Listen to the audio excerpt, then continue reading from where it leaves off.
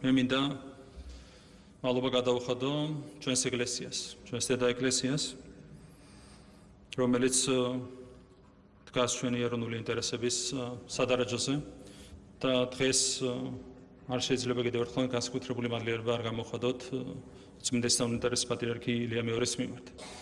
ის რომ დღეს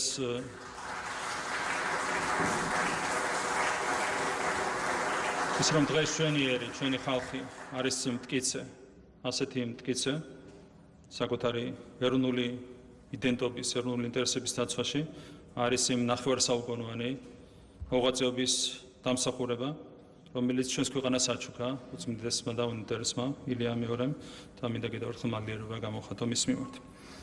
მე მინდა მადლიერება გამოვხატო უწმინდეს და უნიტარესის შიო მესამის მიმართ, რომელიც აგრძელებს ამ ძალიან მნიშვნელოვან საქმეს და დღეს ამ ურთულეს გლობალური და ეროვნული გამოწვევების ფონზე, როგორც არასდროს მნიშვნელოვანია სახელმწიფოს და ეკლესიის ერთად დგომა და რა თქმა უნდა, მე მინდა თქვენ გადაგიხადოთ მადლობა საპატრიარქოს თითოეულ წარმომადგენელს თქვენ უწმინდეს და უნეტარესო უდიდესი თანადგომისთვის ქართული სახელმწიფოს მიმართ. უღრმესი მადლობა თქვენ.